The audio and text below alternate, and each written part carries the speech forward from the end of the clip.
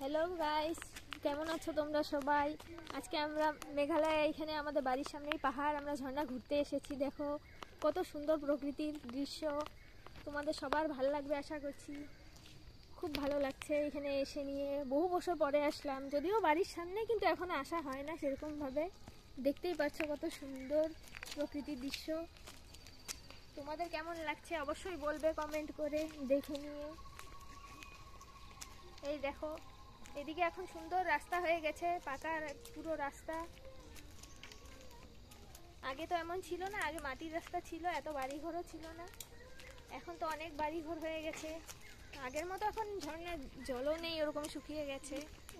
তবুও ভালো লাগে খুব এখানে আসলে, একদম নির্ঝুম পুরো, মন খুব শান্ত লাগে,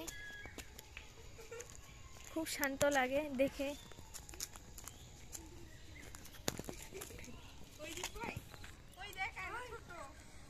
দেখতেই পাচ্ছ, এই যে আমি এখানে অল্প নিজেকেও তুলে দিলাম ভিডিওতে, নিজেকে না দেখালে তো একটু হয় না, তাই একটু নিজেকেও তুলে দিলাম।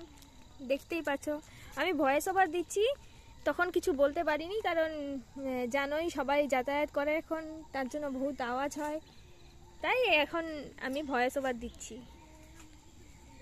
এই দেখো কি সুন্দর। আগে আমরা এখানে কত ছোটবেলায় খেলাধুলা করতাম, পিকনিক খেতাম এখানে এসে, ছোটবেলার কথা মনে পড়ে গেল এখানে এসে। আগে ছোটবেলায় রোজ আসা হতো, এখন তো বহু বছর পরে আসলাম, এখন আর আগের মতো আসা হয় না। দেখতেই পাচ্ছ এখানে এখানে মানুষ খেতিও করে। দেখো এদিকে সর্ষে এখানে গেড়েছে, এখানে সর্ষে বাগান হচ্ছে।